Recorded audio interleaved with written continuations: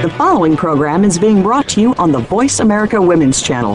For more information about our network and to check out additional show hosts and topics of interest, please visit voiceamericawomen.com.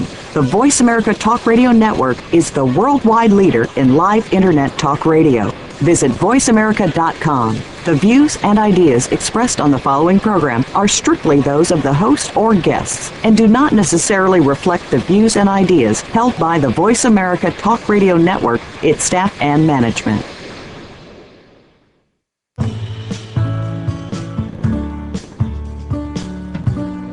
Do you have aspirations to be a leader in your business or organization?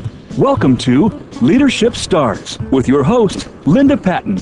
Each week, we feature true leaders, recognized in their fields, who provide insight and ideas in creating a strong team and how you can become an effective leader. Now, here is Linda Patten. Hi, and once again, welcome to Leadership Stars, where we do have real leaders in network distribution, entrepreneurship, and government who have boldly and unapologetically stepped into leadership. They'll be interviewed on their journey and will share with you their views of all the aspects of creating and leading powerful teams, even if that team is only one right now. I'm your host, Linda Patten. I am an international author and speaker, as well as the creator of the book and program, The Art of Herding Cats, Leading Teams of Leaders. Herding Cats is really about my journey of stepping into leadership and the skills that I needed to own that leadership. It teaches you those 12 key steps of leadership. Through leadership and The Art of Herding Cats, I guide leaders to uncover their core strengths, to inspire with shared vision, and to realize their true expertise. I've been successfully developing leaders for over 40 years. Think about that. In the military, in organizations, and in the last 5 years through Dare to Dream with Linda and The Art of Herding Cats, independently as a coach, a mentor, and a guide. It is the beginning of the year, and I'm sure you have gone through your planning stages and looked at what you want to accomplish this year. So you've set your goals, possibly in the areas of health, relationships, personal development, career and business, spirituality, and of course, those ever-loving financial goals. These are the roadmap to attaining the most important aspect, and skill number 2 in The Art of Herding Cats, creating a personal vision. And today, we're going to talk about what those visions might look like. So I have with me one of the most phenomenal visual storytellers and brand developers that I know, Tatiana El-Khouri. And Tatiana, hi, Tatiana. And so, Tatiana, why don't you start and just tell the audience a little bit about you? Oh, sure. So I am a visual storyteller, and what that means is I am completely compelled by visuals and creating stories that first draw people in with images. So everyone is a storyteller, everyone has something to say, everyone has a personal hook, and I use imagery with everything that I do as a painter, as an artist, which I've been doing for the last 15 years, and as a brand developer, working with celebrities and internet startups and the wide range. That's awesome. I know one of the things that we want to talk about today is, people have created their vision for the year. They've probably grounded it in their 5 senses if they're working with the Art of Herding Cats program. They have looked at what are their core values, and yet they're struggling with building a business plan and a business brand that stands out in the socially noisy and, it's a clutter-filled marketplace. So creating a business brand that's compelling and that gets them more shares and comments and especially clients is really what you're an expert at. Is that not true, Tatiana? Yeah, absolutely. I feel that it's the beginning of the new year, and something I at least have seen plenty in my newsfeed is everyone is working on their vision board, and they're creating this board that's going to represent, their goals and their dreams and aspirations to have in their mind to remind them. And what's interesting to me is that that's a completely visual tool. It's a completely visual tool to just reinforce and remind them of their vision so that every day it's just not living in their head. And the same thing is true for your business. If you're able to create such a strong visual that every time anyone thinks about what you're selling, they keep on bringing it up and reminding them, oh, yeah, I got to do that. It's the same concept. So if you strongly believe in creating the vision board, I mean, why not take that same principle and create a vision that people can't stop thinking about it when they see images or they see your branding, so that they're always thinking about you, just like you're always thinking about those goals you set this year. Right, so that puts them very much at top of mind when they can bring up that visual. And for the person who's developed the vision, it's also important to know, what will people hear? What will they possibly taste? What will they see, using all 5 senses when they look at your brand? And especially, how will they feel when they look at my brand? So you say that brand obviously is very important, and especially around your vision, but how do you tie values to the brand and to the vision? Well, see, one thing to kind of clarify so we're all on the same page is, what is an actual brand? A lot of times when you talk to people and say, brand, they're going to say, it's my logo, I got my colors, I already got a website. And that's all great, but those are just reflections of your brand. What your brand really is the experience that people have with you. It's the experience that they have with your products. It's the experience that they have when they're, in a customer relationship with you. And the key to any experience is you want to actually experience it. And if you can tie what your core values are and what you represent and why you do things and have that at the forefront of everything you do, that experience that people have with you is going to be even more stronger and even more exciting, that people will want to be in that with you. So, audience, listen to that.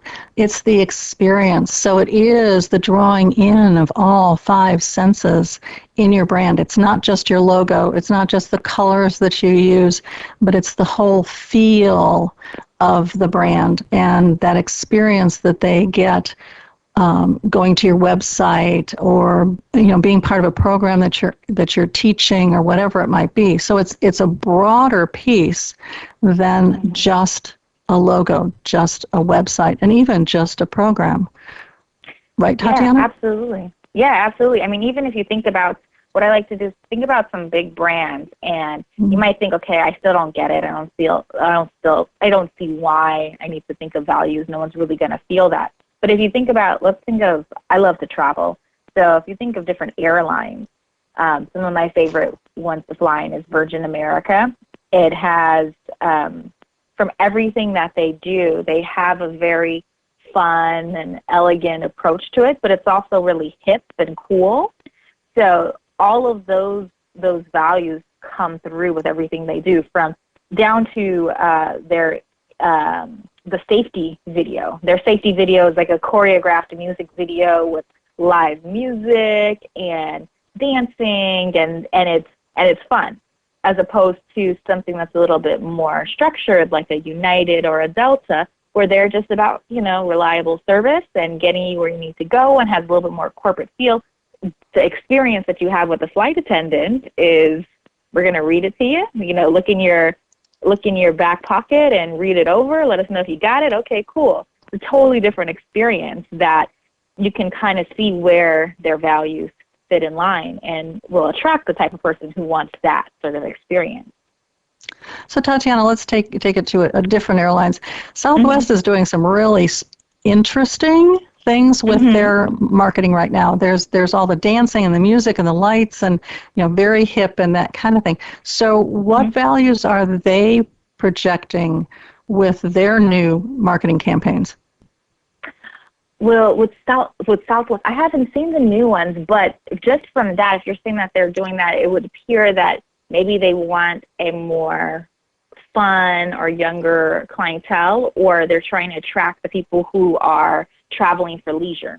Without even seeing it, that would be my guess, as opposed to what I think of Southwest. I think of like really reliable corporate travel, that goes to lots of different places. And if they're doing that more lighter thing, they're probably trying to attract in people who are looking for leisure travel, for fun, and get people like that excited about coming to the airline. So listen to that. The sense that through your brand and your brand experience, you can actually change how people look at you and how they experience you.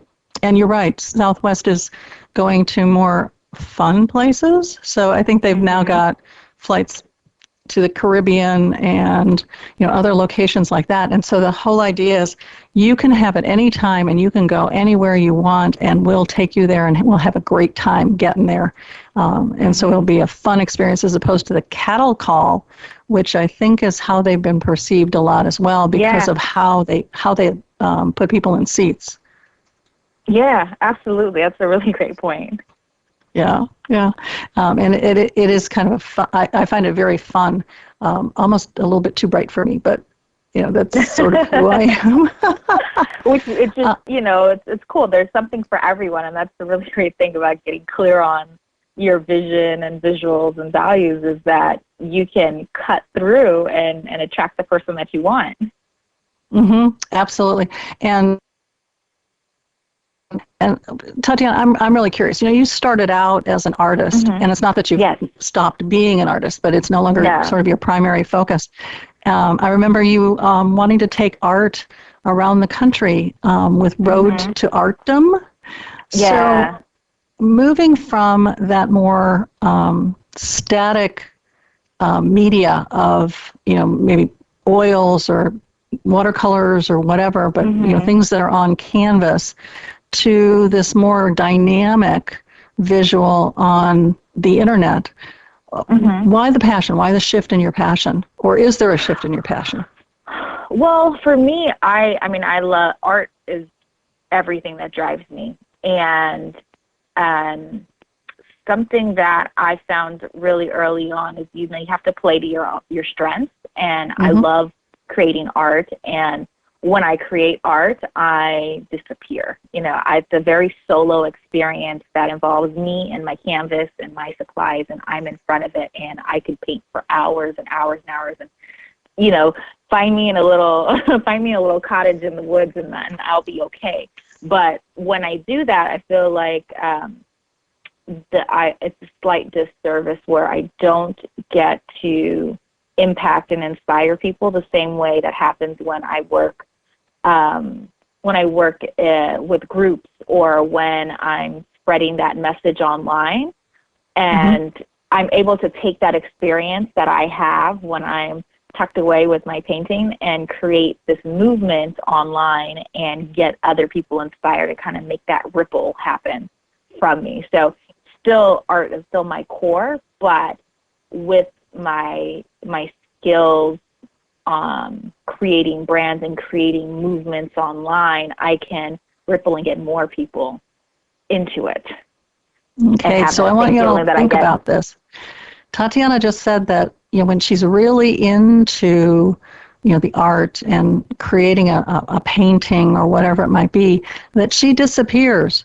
She becomes behind the screen. And that in order for her to step out and to own that, and the leadership that she has in art, she had to develop a different venue within which to do that. And you've done that by creating brands for other people. And you do still work on groups, but your real joy, I think, is working with an individual and really making those visuals happen, and to be able to lead that person into a really powerful brand experience. Yes? Yeah, absolutely. I mean, it's nothing like, I hear this all the time. It makes me cringe, but I also know it's a great talking point when I hear someone say, I'm not really that visual. I don't know what I want, but I know it when I see it. And when I hear don't you that, hate that? I hate it. I hate it. But it shows to me there's confusion, or there's maybe just a lack of the proper terms. They just don't know the language that I know. So it gives me an opportunity to teach them and to pull it out, because everyone is making conscious visual choices if they know it or not. Easiest way to tell is to look at your closet. And most people, unless you're extremely a fashionista and you're changing out everything in your closet, most people have, if you look at their closets, there's common colors, there's common cuts of style, there's choices that they're making. And if there is stuff that doesn't fit that general thing, it's probably been in the closet, has tags, and hasn't been worn in a while. But if you look at what people are actually wearing, there are conscious choices people are making. They just don't know how to pull it out. So I get excited on being able to pull out the stuff that I look at, and I'm like, yeah, I get it. Let me just help you communicate it, because that's not your language, and I can help you. Yes, and I agree with you. Unless you're someone who has to wear black every time they go out, they have to have a black suit, and so they've got 7 of them in their closet. You're right that people gravitate to colors that they feel comfortable with, they feel happy with, that express who they are. And you can always tell when somebody's really in what suits them, what colors really, the choices that they've made, and consciously their colors and styles that suit them, as opposed to, as you said, a fashionista, someone who is really following the trends as opposed to leading the trends. Yeah, leading in what works for them. Yeah, or the opposite So, is true. No, go ahead. Hello? Yeah, I was going to say, or the opposite could be true, and it could be that they do have the basic suits because they think that's what they need to do, and then they have that one really fun piece that they really feel excited about, and they only wear when they're super comfortable. And that sometimes is the thing that people need to pull out more, is that thing that makes them feel more comfortable, but they feel like, nobody wants to see this, or I'm going to alienate people if I wear this, or people are going to think I'm crazy. Those are the things that, will differentiate you and probably be closer to your true self. Right, and I think that's very interesting because, when I was young and just coming into leadership, even though I was hiding behind the curtain, we still followed the leads of other leaders. So Dianne Feinstein, who at the time was the first female and only female mayor of San Francisco, she wore bow ties, but she was creative about it. We weren't wearing what a man would wear in a bow tie. We had fluffy bows, and we had fun colors and that kind of thing. So it's taking what might be considered the standard and really making it yours. And when we get back, Tatiana and I are going to look at cohesion and clarity in your brand experience. We'll be right back.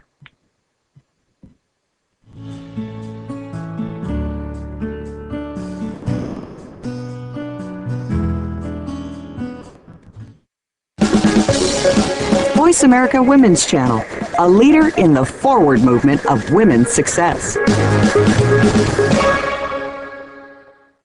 Linda Patten draws from her 4 decades of leadership experience and her heartfelt passion to show women how to lead, dream, and create what inspires them. Her signature training programs and workshops will guide you through the key skills you need to own your leadership power, build your resources, plan your path, and take the actions that will translate your vision into reality. Start by scheduling a free, no-obligation 30-minute strategy session with Linda Patten. Contact her at linda@daretodreamwithlinda.com. That's Linda at dreamwithlinda.com. Have you friended us on Facebook yet? Why not? Just go to facebook.com/Voice America or search for the keywords Voice America. Once you are part of our Facebook network, you'll receive daily messages about what's happening with our shows, this week's featured guests, and new happenings at the Voice America Talk Radio Network. And you can add your voice to the always active discussions on our timeline. Just go to facebook.com/Voice America or search for Voice America. Voice America Women's Channel, a leader in the forward movement of women's success.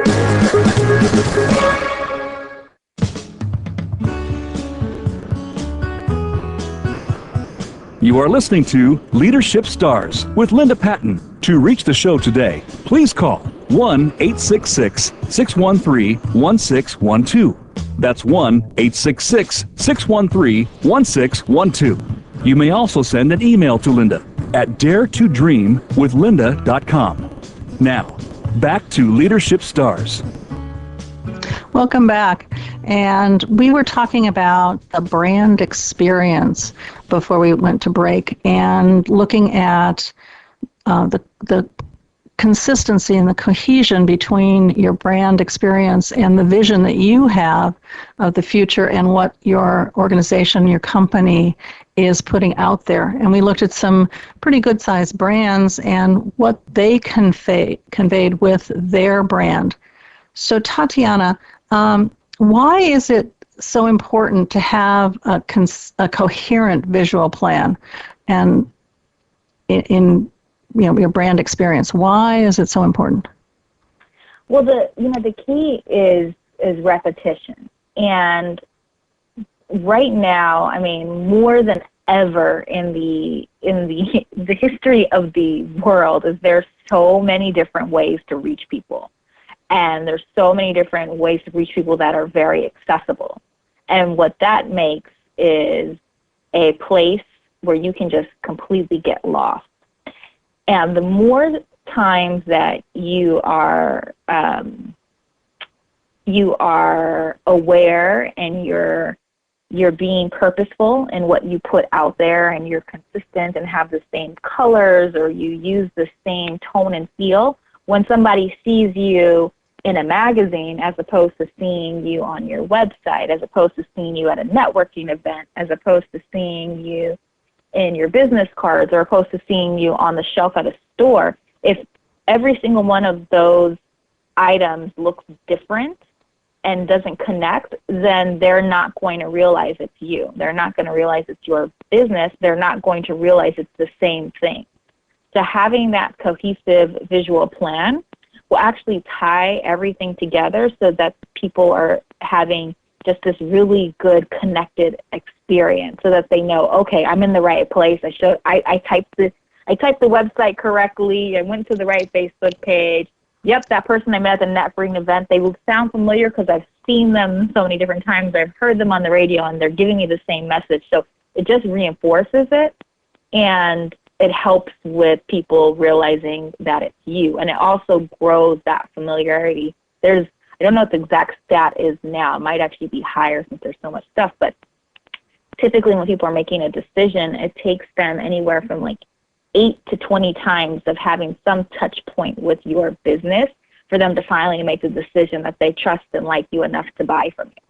So if every single touch point that they experience with you is different or slightly off, then that counter is going over again, and you're not getting that consistent 8 counts until they decide that they're going to purchase. And I think that's very important. I've done that where I've gone to what I thought was the website for the person that I met, and while everything is correct, the URL and everything else is correct, and you look at it and you go, I don't recognize this person. I don't recognize the message that they have. I don't recognize the visuals. Maybe I'm in the wrong place. And it is so very important to be cohesive and consistent in what you're doing, right? Yeah, absolutely. Or you might feel like you're getting lied to, and people really want to trust you. So imagine if, you're at this networking event that is very specific and very niche, and this person comes there and they show you a flyer and say, hey, we speak directly to you. You are our target audience. And then you go to their website, and then they've got like 6 different ones. You're like, wait a minute. am I your target audience, or did you just say that because you thought that's what I wanted to hear? So then it gets like a level of distrust of, well, is this really who you want to be marketing to and who you want as a customer? And you don't want to create that confusion. Well, you're right, Tatiana, and it's one of the reasons why you start with who's my tribe, who are my target market, and making sure that all of the information that goes out is targeted to those folks. It's why I talk about network distribution, which is my term for network marketing, multi-level marketing, and direct sales, because that's just too much to say. Knowing who my target audience is and what group of women I really want to work with to help them to shift from being on that roller coaster of recruitment to really being able to retain the people who are on their team and to really see significant growth because of that. And if you're right, if my message and what you saw on the website was confusing and you got the idea that, gee, she works with organizations or she just works with entrepreneurs, I would probably lose my target market. So I can see where that would be really, really important to that know, like, and trust factor that they talk about in networking and being able to attract just the people that you want to work with. So I think part of it is, developing who is it that I serve, and how do you help people to make sure that they have the right tribe that they're attracting with their visuals and not jumping all over the place? Yeah, I mean, clarity is key, and it's part of why, I start with people and have them think about their values, and then we drill down a little bit further to create that visual plan that really pulls all the pieces together. Because the more that you're clear about it, the more it's going to come off. And I'm not saying that you have to be the designer that's designing it, but if you have that clarity and can turn over, a document that, every major brand has, which is called a style guide, if you're able to have something that consistently has all of that information in it and give it to a designer, say that designer runs off and you can't, or they're too busy and you can't work with them again. If you're able to have those clear items created, then you can hire another designer, or you can have an assistant, or you can have somebody who can take that same framework and create something that's still consistent. So you're not reliant on, like, well, I know my designer knows it and I don't have to worry about any of that stuff. But that's putting, that's putting the trust in someone else, and it takes it outside of you from knowing, this is what I stand for, this is who I am, this is what we do, and people know what to expect. And I think too, Tatiana, what it does is it turns over control and leadership in some respects to your designer by taking a step back and saying, well, she knows or he knows, what my style is and what my plan is and my brand and everything else. You then truly are standing behind the curtain and not leading your own company, not leading your own brand. And I think that is a real disservice to you, the individual, and the experience that you offer to your tribe. Yeah, absolutely. And one thing to say is that,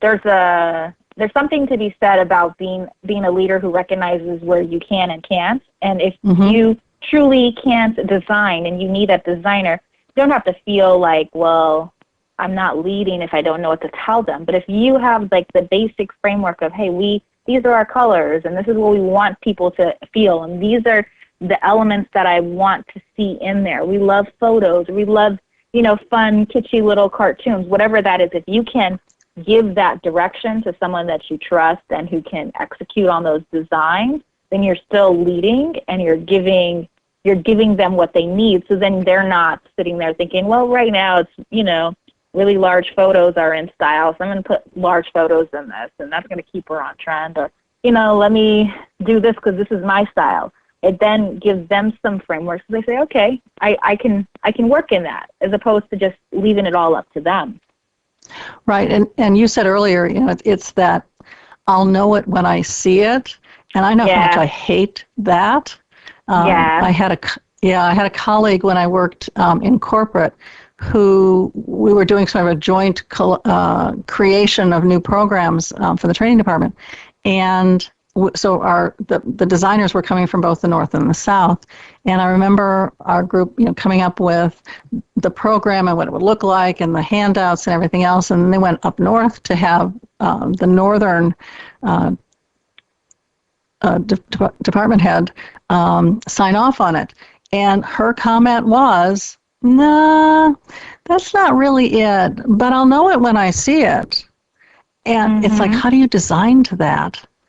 And how many different versions do I have to create if you're not clear about, as you said? I mean, I'm not visual as far as being able to take what I have and design it, but I can talk through the colors and the feeling and what I might want people to hear as well as see, so that someone who is, like you, a visual storyteller and can turn those into powerful visuals, it makes it so much easier.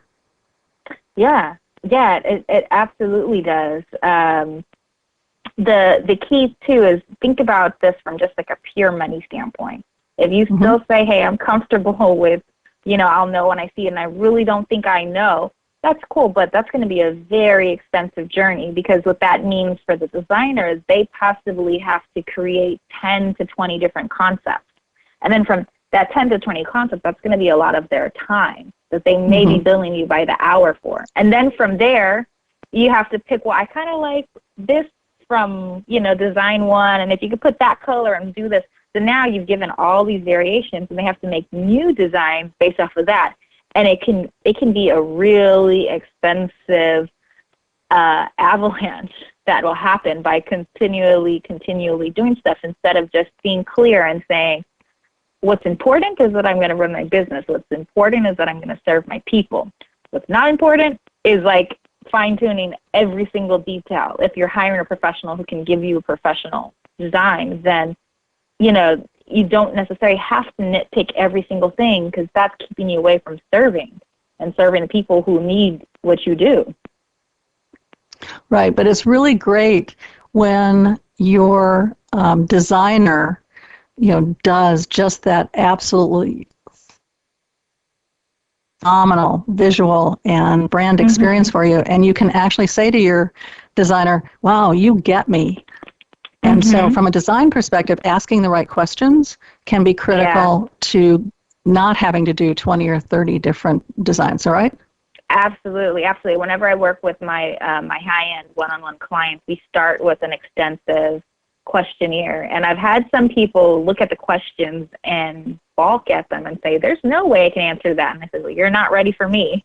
But you can't answer those different things. And then this is a red flag that we're going to go through many revisions. And if you just take a couple seconds, you take, a week, a month, whatever you need to really think about, who your audience is, who you're trying to target, and who those people are, and what do they like, and what do they already buy, and what compliments you. If you can start thinking about those things before hiring the designer, or just knowing a little bit about it, then it'll make those decisions easier, because there is a slight difference between, I personally love vibrant, bright pinks and, very loud colors, but I've had some of my male clients they are exactly my clientele, but they'll see the hot pink and say, oh, that's not for me. And I have to be aware of, how I'm approaching and how I set things up, so it's not just this like complete pink sparkle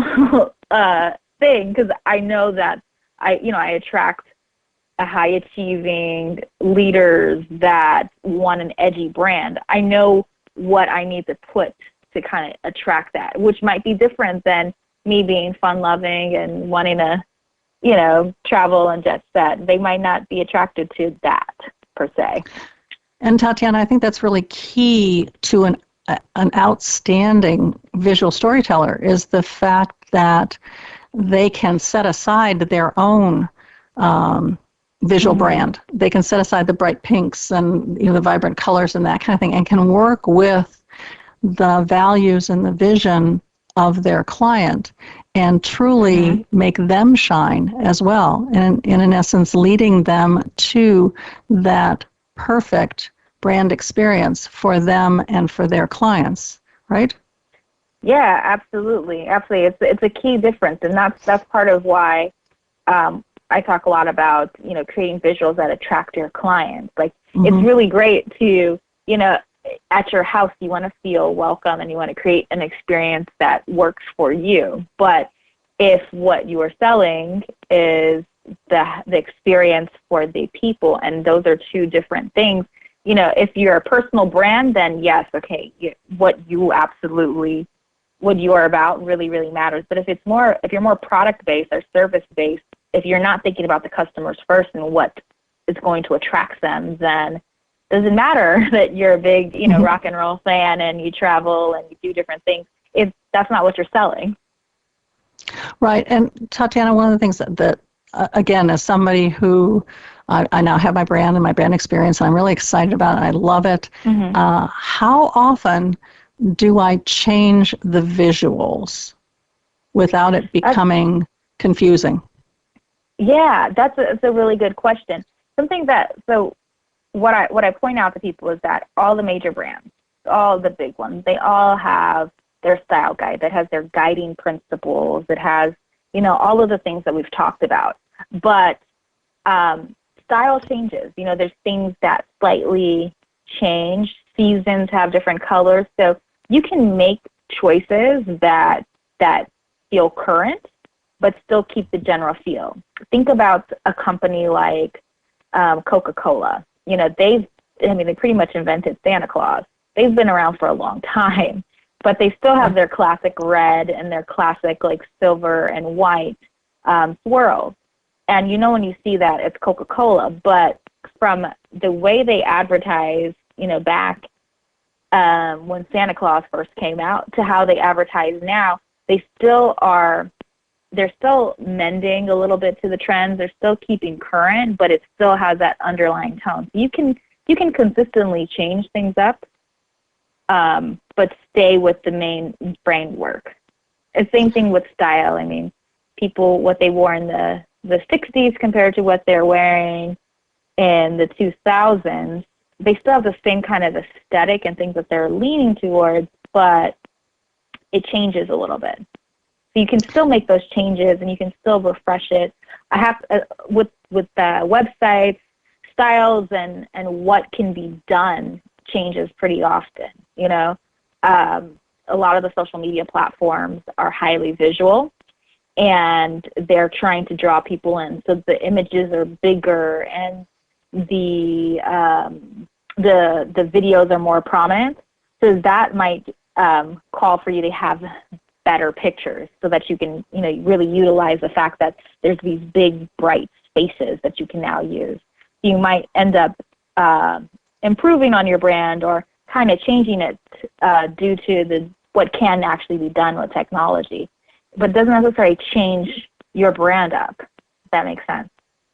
Yeah, it does make sense. It's looking at the Budweiser Clydesdales, and the types of things that they've done with those Clydesdales is pretty amazing. And yet that's something that is very clear and very easy to recognize as part of their brand experience, that sense of power and strength. And yet they've done ones with the Colts and how the bigger Clydesdales protect them and this kind of thing. And it's just really a way of taking something that we all recognize and bringing it up to date and bringing it to the folks who are currently buying, their buying group in such a way that it's still relevant to them, and yet it's very clear to people who've been seeing the Clydesdales for years. Someone told, just out of curiosity, someone told me that you should refresh your website at least every 3 years. Yeah, absolutely. Just from a standpoint, technology moves so fast that right now I'm doing a rebrand of one of my high-end clients, and her website still stands and is still very beautiful, but the capabilities and the new trends and the new things that websites can do have shifted from even 3 years ago, that we're able to do different things and things are more accessible. The way that people approach technology, more people have smartphones and they have bigger displays. So these bigger displays require different things than they did even 3 years ago. So keeping Okay, Tatiana, hold that thought. And when we come back, we're going to finish that thought and also get into the realm of social media. So stay tuned. We'll be right back.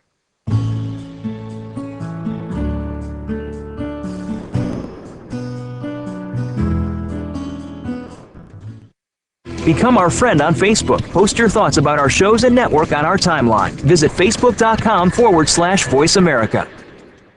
Let leadership expert Linda Patten be your guide to uncovering the leader that lives within you and that you are meant to be. Through her signature training programs and workshops, Linda takes you every step of the way to help you tap into your personal leadership power, design a clear vision, build a loyal, effective team, and create a practical plan to make your dream come true. Get started now by scheduling a free, no-obligation 30-minute strategy session with Linda Patten. Contact her at linda@daretodreamwithlinda.com. That's linda@dare2dreamwithlinda.com. Have you had a chance to check out Voice America's online magazine and blog, Press Pass? If you love our hosts and shows, check out articles that give an even deeper perspective. Plus topics about health and fitness, movie reviews, philosophy, business tips and tactics, spirituality, positive thought, current events, and even more about your favorite host. It's just a click away at vapresspass.com. That's vapresspass.com. VA Press Pass by Voice America. All access, all the time.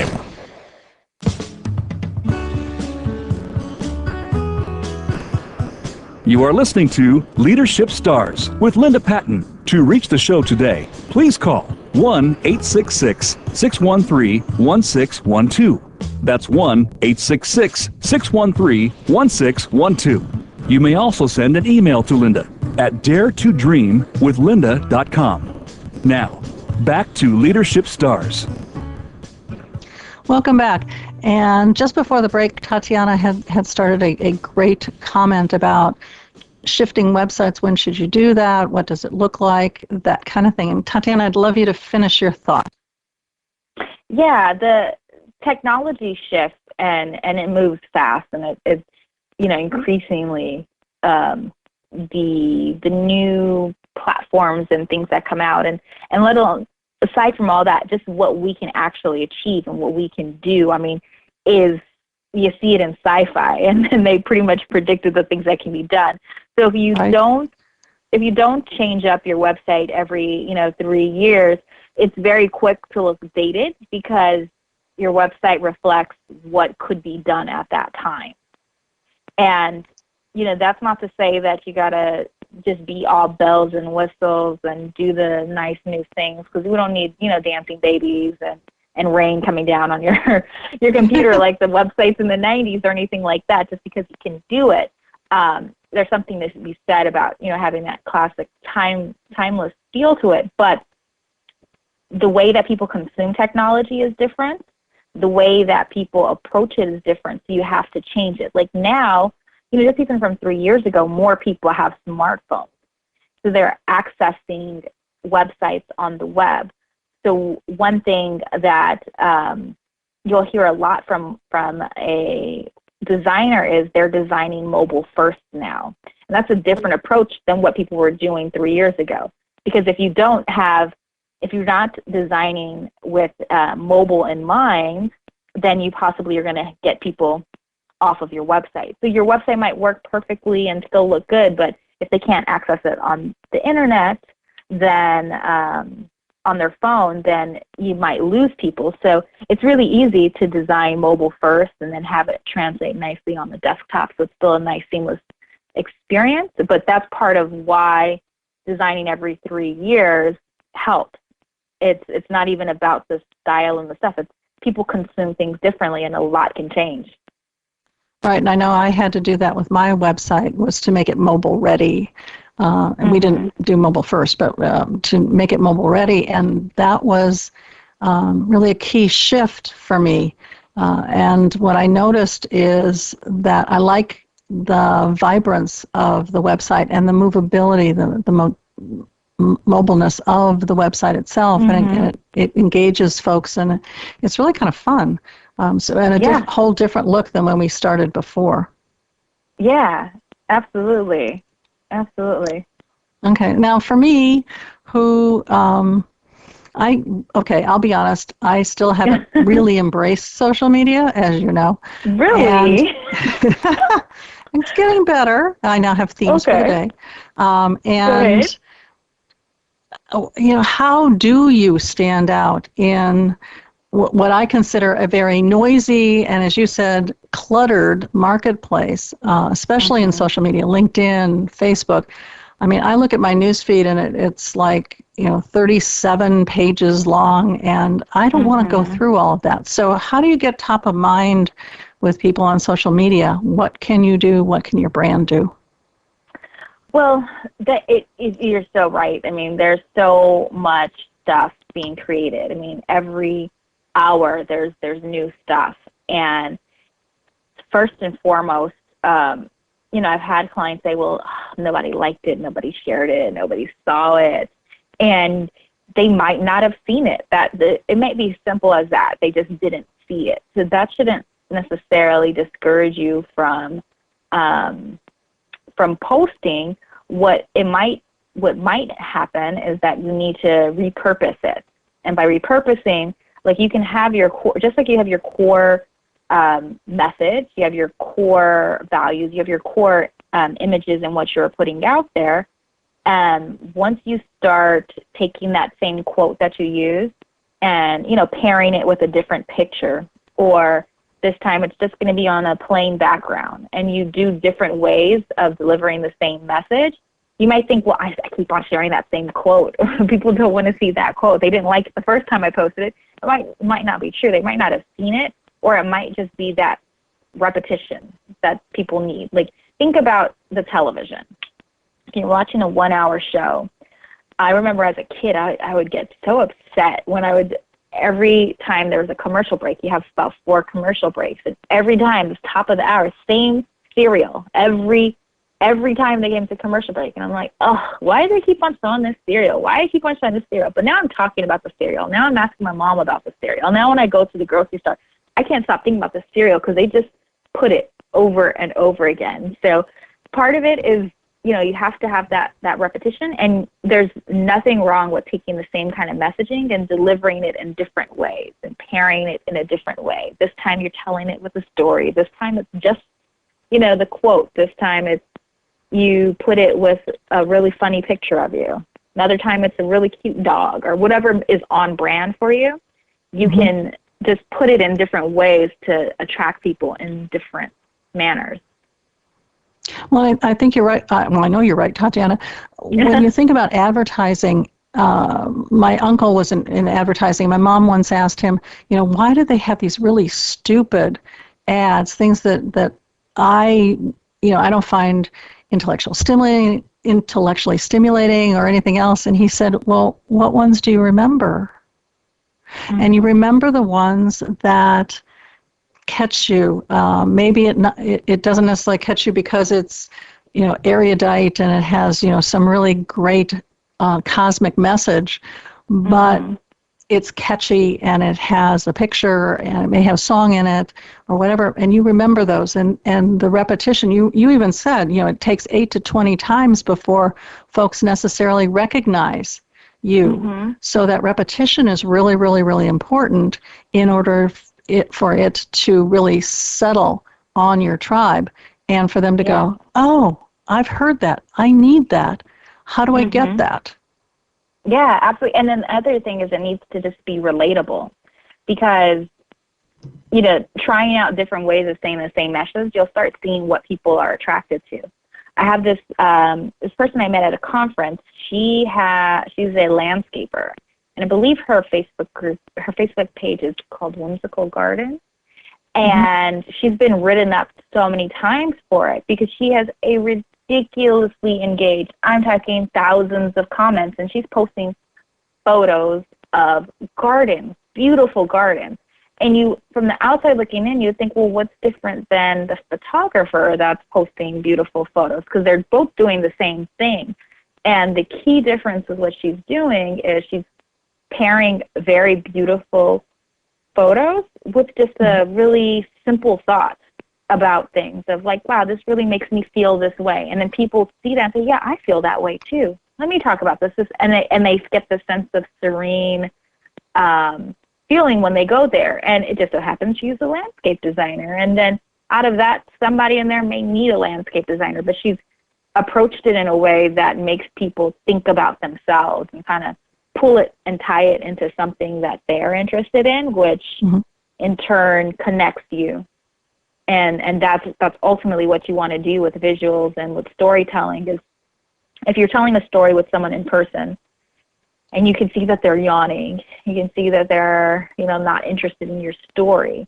If you're a good storyteller, you figure out, well, okay, what I'm saying right now isn't working or it's for me. How can I change this so that I can connect in with them? Like, what's going to get them excited? And when you do that little bit of shift, and now all of a sudden they still want to hear the exact same story you were telling 10 seconds ago, but you adjusted it so that it attracts them, it was speaking to them with the type of images or cues that they're looking for, then you got them. Nothing changed with you. It's just the way you presented it that changed. And I think that's very interesting, how when you shift your perspective, you can, and you basically walk in their shoes. What would they like to hear? What do they need to know? How do they want to experience this, as opposed to sitting in your own, what I call the egocentric predicament, being more concerned about what you're saying and what's your next question and that kind of thing, and not being in touch with your audience, or in this case, a guest.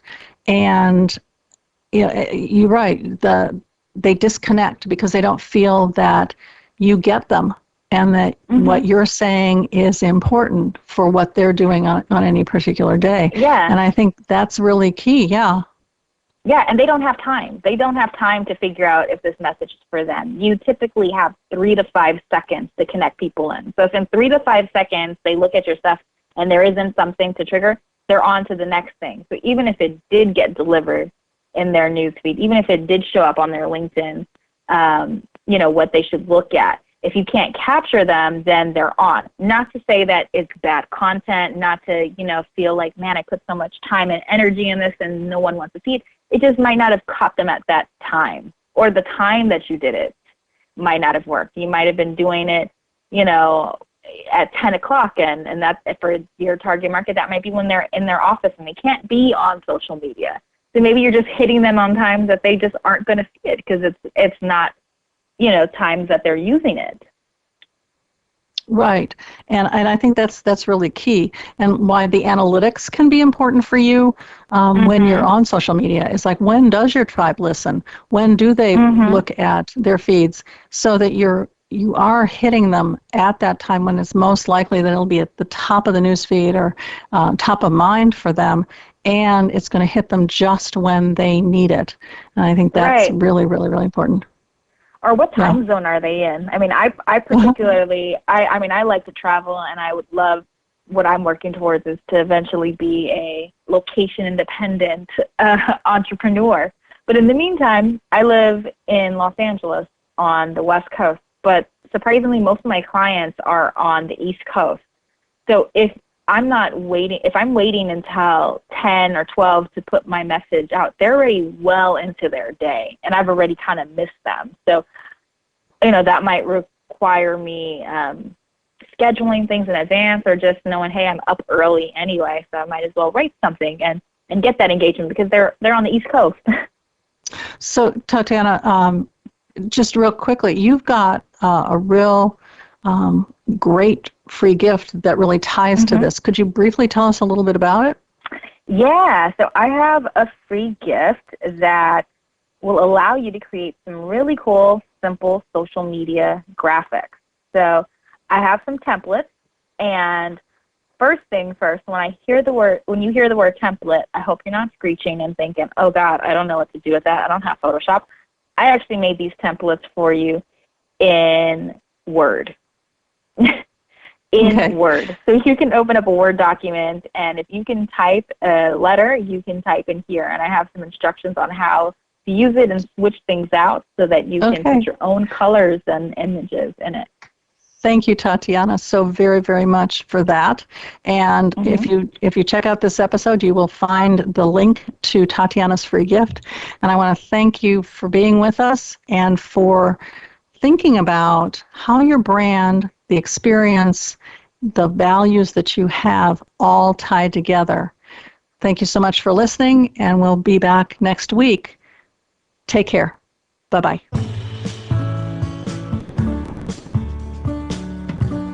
Thank you for tuning in to Leadership Stars.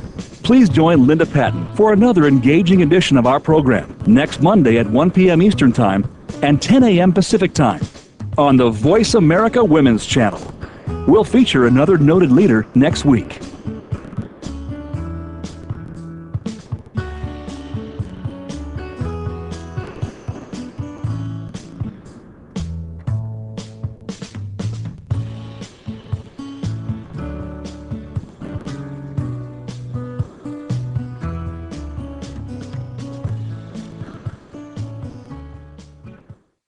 Thanks again for listening to the preceding program, brought to you on the Voice America Women's Channel. For more information about our network and to check out additional show hosts and topics of interest, please visit voiceamericawomen.com.